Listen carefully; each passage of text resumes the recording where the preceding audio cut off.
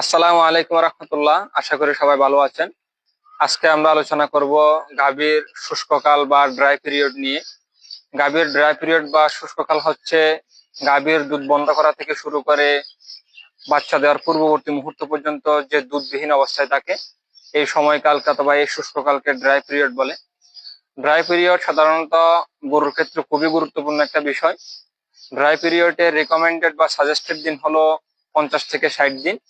যদি 50 থেকে 60 দিনের বেশি ড্রাই পিরিয়ড করা হয় তাহলে এই কন্ডিশনকে ওভার কন্ডিশনিং বলে, এবং যদি 50 থেকে 60 দিনের নিচে ড্রাই পিরিয়ড করা হয় তাকে এই আন্ডার কন্ডিশনিং বলে।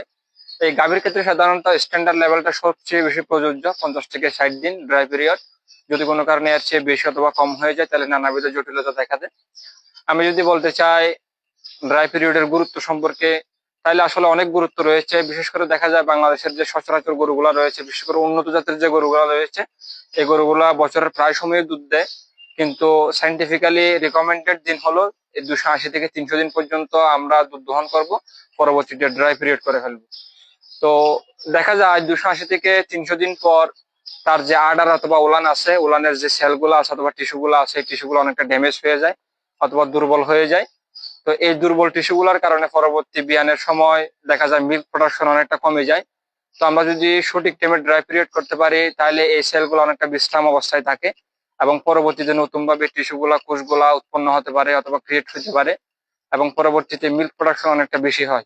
এছাড়াও দেখা যায় 7 মাস থেকে 9 মাসের মধ্যে যে একটা 2 মাসের ব্যবধান, এই 2 মাসের ব্যবধানে বাচ্চা সবচেয়ে বেশি গ্রোনেস করে, সবচেয়ে বেশি বড় হয়, প্রায় 60 থেকে 70%। এবং বাচ্চা বড় হওয়ার ক্ষেত্রে অনেক বেশি নিউট্রিশনের প্রয়োজন হয়। আমরা যদি ড্রাই পিরিয়ড মেনটেন করতে না পারি তাহলে দেখা যায় এই বাচ্চার প্রসবকালীন বিভিন্ন জটিলতা দেখা দেয় অথবা প্লাসেন্টা আটকে যায়, এরকম সমস্যা হতে পারে।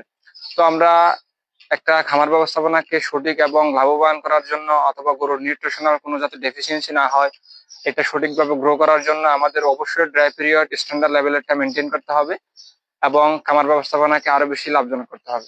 ধন্যবাদ সবাইকে, থ্যাংক ইউ সো মাচ।